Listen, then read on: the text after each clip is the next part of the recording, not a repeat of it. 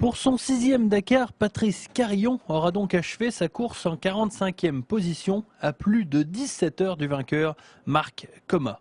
Le pilote pinois se montrait toutefois satisfait de cette première expérience sud-américaine après un début de course difficile, puisque Patrice Carillon, après avoir crevé une roue, s'est luxé l'épaule sur une chute. Malgré la douleur, il a su toutefois aller jusqu'au bout. Ouais, en deuxième semaine, oui, j'ai assuré pour terminer, tout simplement. J'ai roulé tous les jours tranquillement pour assurer, pour être le soir au bivouac et que ça se termine tranquillement, que j'avais plus rien. De toute façon, pour moi, c'était fini au 10e jour, parce que quand je me suis luxé l'épaule, le temps que j'appelle l'hélicoptère, j'ai perdu encore 2 heures. C'était fini. Pour ce premier Dakar Gentin, tout le monde n'a pas été particulièrement satisfait de ses débuts.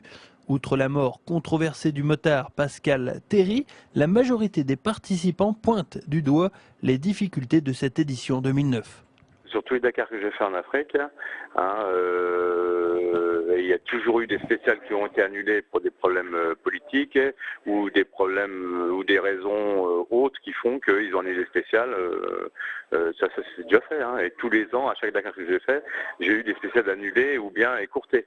C'est passé relativement normalement et sur un nouveau continent, donc il y avait une autre logistique à mettre en place. Et il y avait une autre aussi. Ils connaissent pas le terrain, ils pensaient pas qu'ils ont eu pas mal de problèmes techniques malheureusement, mais qui sont dus justement à leur inexpérience sur le continent américain. Entre des spéciales écourtées ou supprimées, le Dakar 2009 n'a donc pas fait l'unanimité au sein des suiveurs. Tout cela n'a pas refroidi Patrice Carillon, qui sera bien au départ du Dakar 2010.